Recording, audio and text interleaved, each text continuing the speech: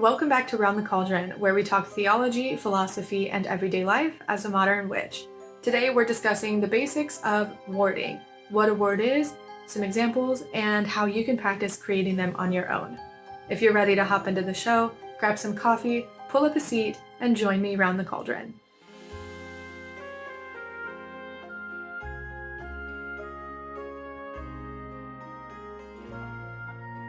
Today we're going to be talking about wards and what they are, what can and can't be a ward, and how you can make one for yourself. This is also the giveaway announcement episode. If you've been listening to the last ones, you will have known that I hit 1,000 subscribers on YouTube recently, and it's time for a giveaway. And I actually have 6 different things that I'm going to give away. The first is a signed copy of Althea Sebastiani's book, Paganism for Beginners. The second is a signed copy of M.A. Phillips' new book, River Magick. The third is a signed CD from Cloud, the pagan rapper, his CD Misconceptions. And the fourth is a customized throw blanket or altar cloth made by yours truly. And then the 5th and 6th are going to be the same thing. I'm giving away 2 year-ahead tarot readings. These are going to be extensive, in-depth readings for the year 2021 for whoever wins, and they will be handwritten and mailed to you. So you have to be comfortable giving me your mailing address to win any of this stuff so that I can mail it to you. The giveaway will be ran the entire month of December, and you can enter by clicking the link in the description or in the show notes. There are many ways you can enter, and all of those details are in the link in the description and in the show notes. So good luck. This is open worldwide. It is open for the entire month of December, and I can't wait to see who wins all of these amazing prizes. Okay, so what is a ward? Very simply, a ward is just something that is created to protect something else. In magic and witchcraft, it is a form of magical protection. The word ward literally means to guard or protect. And warding is one of those things that is very basic protection magic. So when you think of a ward, it's really easy to think about just a shield, an energetic shield of protection, a barrier to keep things out and to keep things in and really keep that balance. Sometimes you might live in an area that has a lot of spirits around you. This could be spirits of the land, animals, the plants, not necessarily spirits that were corporeal, am I even saying that right? Corporeal beings at one point in time. You can ward to keep out the energy of others and to keep things from happening that you don't want to happen, basically.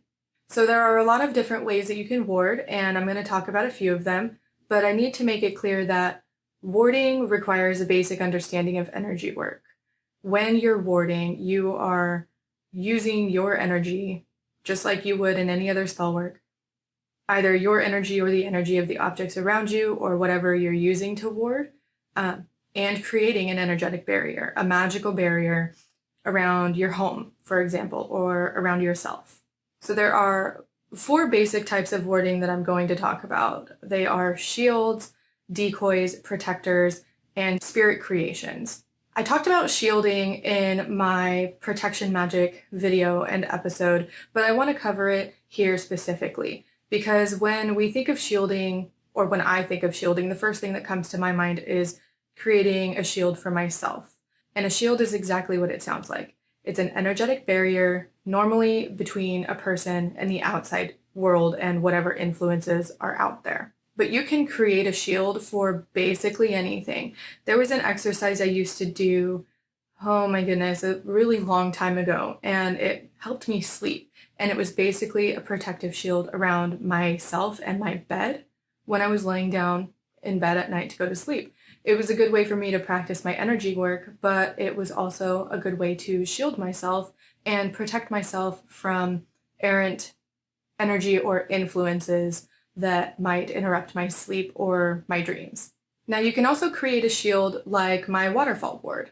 I'll leave a link in the description and in the show notes, and for those watching on YouTube, you can also click the link up top to the waterfall ward that I created. And this is a kind of ward that was meant to, it did two things at once. It protected my home and the things in it from outside influence, but it also served as a way to cleanse the people that came inside and really get the emotional energy, emotional gunk off of whoever walked into my house. So if you're interested in something like that, definitely check out that video. But wards can be created around anything: yourself, your bed, your home, your car, your place of work, your business, anything like that. And when you create a ward for a larger space, I would always recommend not tying it to yourself, but tying it to an object so that the ward stays active even when you're not there. So you can charm or charge an object like a necklace or different crystals to really be the anchor point for the shield, for the ward. So shields are going to be the very basic level ward that I recommend anyone to practice. It's very easy to practice for yourself. Maybe I'll do a video one day walking you through my process of shielding myself and creating that sort of energetic barrier between myself and the outside world. Then you have decoys.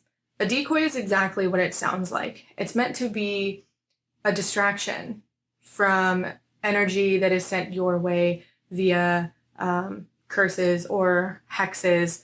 It can also be a distraction for spirits that are in the area that may be looking to cause you harm. Instead of going to you, they go to the decoy. And the most common way that this is done is through a witch's bottle. A witch's bottle is usually a jar, and it contains an essence of yourself. So like hair, saliva, fingernail clippings, blood, urine, whatever you want to put in it that is an essence of you. It represents you, and it contains your very specific energetic signature, basically. And then you also fill the jar with usually sharp objects like nails or needles or pins, barbed wire, thorns. You can put herbs in it that are meant to correspond with the purpose of being sharp or attracting spirits or that energy to the jar instead of to you. I hope that made sense. There's also an idea of spirit traps. And the way that I understand spirit traps, I haven't used them myself, so I'm not really going to walk you through exactly what they are because I haven't done enough research into it and I haven't made one before. For me, the idea of trapping a spirit is just gross. Like I wouldn't want to physically be confined myself, so why would I do that to a spirit? But the way I understand spirit traps is kind of like a witch's bottle, but for the purpose of trapping malicious or unwanted spirits that are in the area or close to your home or inside your home. For me, if I were to create a spirit trap, I would create it like that, but in a way that would allow me to, I don't know, like release the spirit and basically say, you know, hey, you don't belong here. This area is protected, different things like that. Spirit traps are kind of a iffy subject for me, but I would definitely use a decoy. I would definitely use a witch's bottle. Then you have spirit protectors. Now, spirit protectors aren't spirits that you just say, hey, you're going to do this for me now. This is what we're going to do, and I'm in charge, and I'm the boss, and you're mine now, basically. That's not how that works. When I think of spirit protectors, I think of a symbiotic relationship. It's a give and take. They are their own beings. They have agendas. They have wants and needs and different things that they will and won't do, different likes and dislikes, and they don't have to help you. The core concept behind a spirit protector is animism. You can't have a symbiotic relationship without the relationship. And this is something that has to be cultivated. It's something that you can't just jump right into and say, you're going to do this for me now, and I'm going to give this to you. It's not one of those types of give and take where you think of the spirit just being like, okay, cool, you're going to give me this and I will protect your home. It's not like that. You introduce yourself.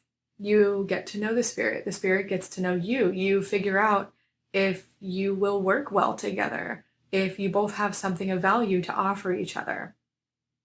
Because while the spirit may be able to protect your home, maybe you don't have anything that they want, and then they can just refuse and say, no, I'm just going to hang out here and I don't really care what happens to your house. That's very possible. They don't have to help you. Spirit protectors can also come in the form of familiars. And when I say familiar, I don't mean your cat or your dog. Familiars are spirit companions. They are companions from the other world or from the astral or whatever you believe like that. I don't believe that your pets are automatically your familiars. I used to. It's a very complex subject because of Wicca and the different paths in witchcraft and the different pagan paths. People view familiars differently, and that's okay. But for me, a familiar is a spirit companion, a spirit helper. They aren't your pet. You know, you don't own them. So an example of a spirit protector besides a familiar would be if you have, like for me, I have an aloe plant, and it is a relationship that has been cultivated.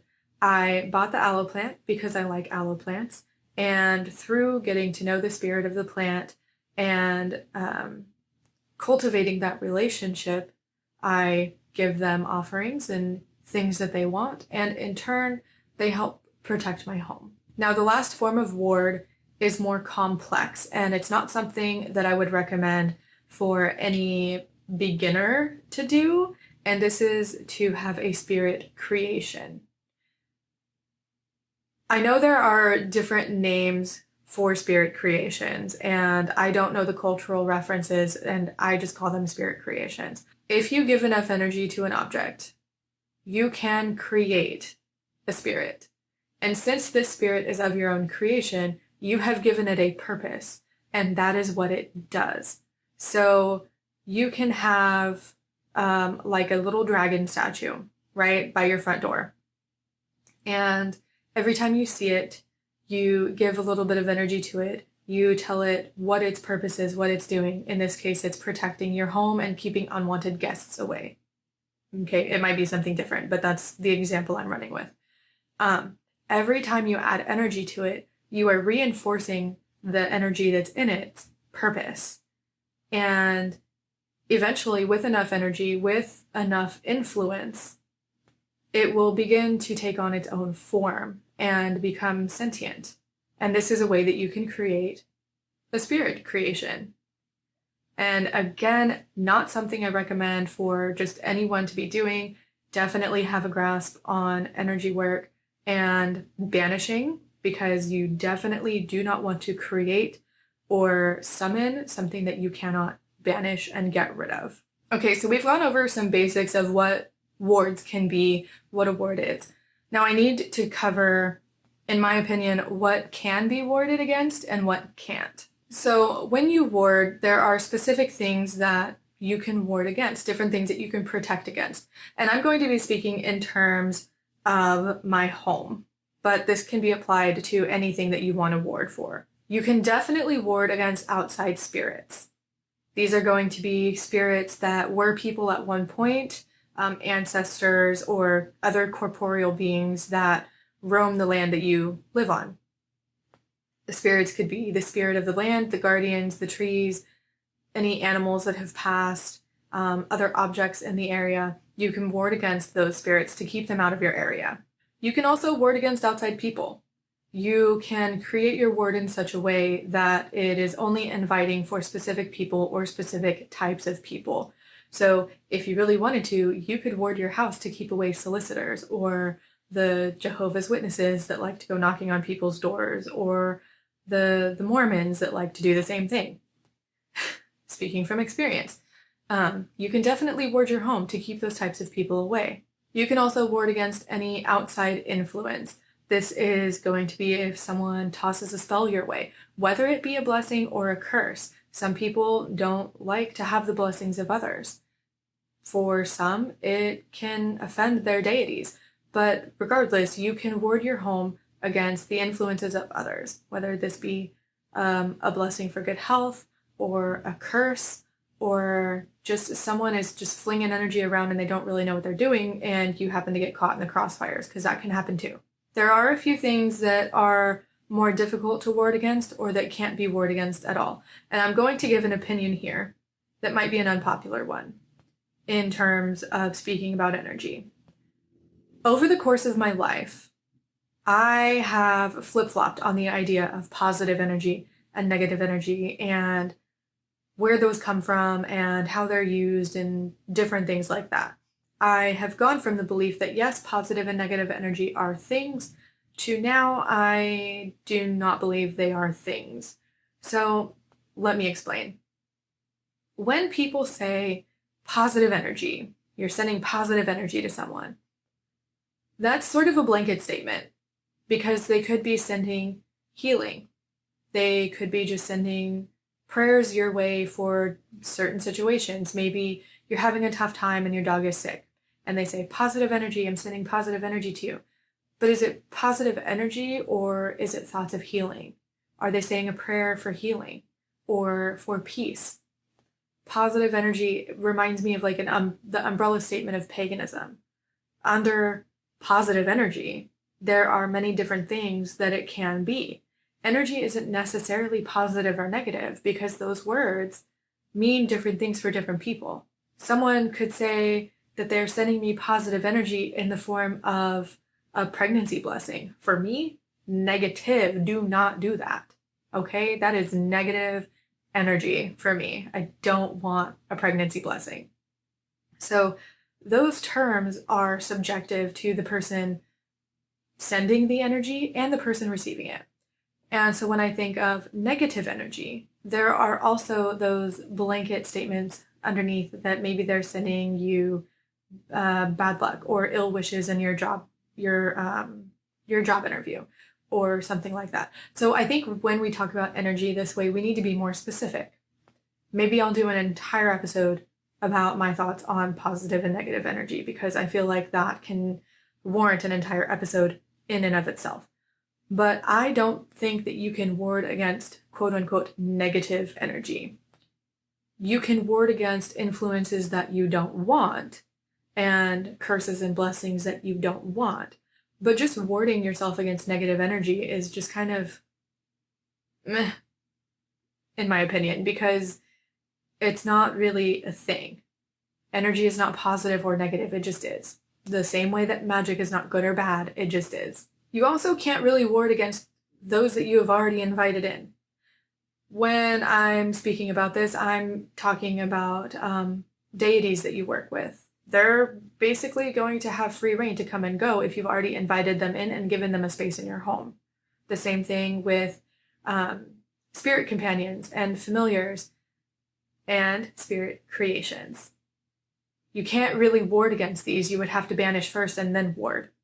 So be careful with the things that you invite in your home and the beings that you invite in your home, because you might not necessarily be able to ward against them until you banish them first. And then you might not necessarily be able to ward against the things that you already carry with you. If you're already carrying a blessing or some sort of energetic charge, like a necklace that is charged with protection, but you ward your home against any other influences, you can't necessarily ward against something that you already have. You would again have to either cleanse first to get rid of it or banish it or something like that before it can be effective. This is why I liked my waterfall ward, because it was a double purpose. It served as a way to cleanse from the things that I didn't want in my home for anybody that walked through those doors, and then warding against those things being brought back into the home. So how can you ward your home or yourself or your car or your workplace? If you've never done it before, it might seem very complicated. It might seem scary, but it's not.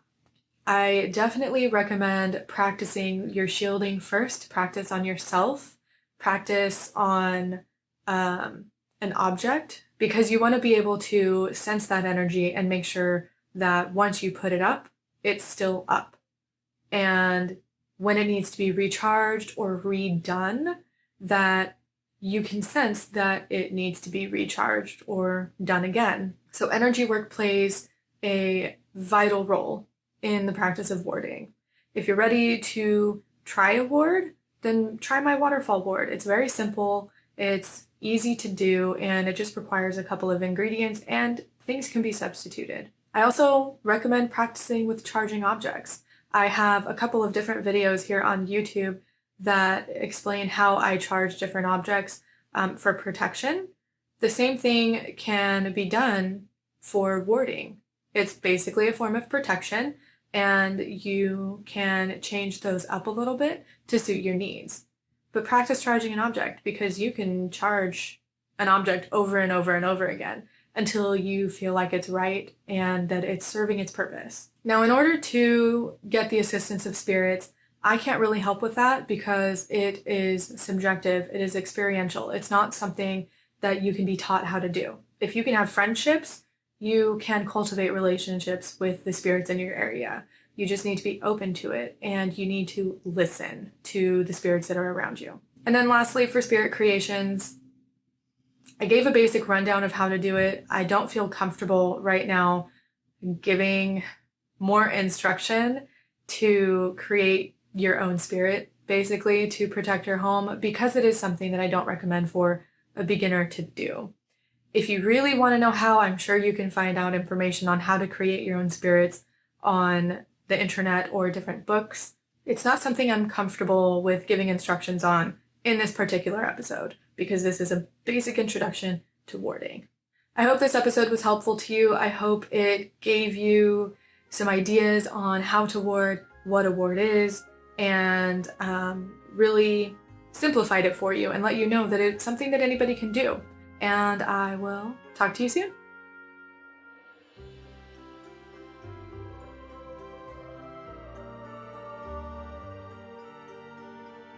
Thank you so much to all of my patrons over on Patreon for your support. Thank you Jess, Rose, Holly, Blue, Hillary, Bonnie, Lee, Angie, Leelight, Magical Crafting, Bliss, and all you other magical folk out there that I didn't mention. If you'd like to join me over on Patreon, you can do so for as little as $1 a month and get patron exclusive perks and content.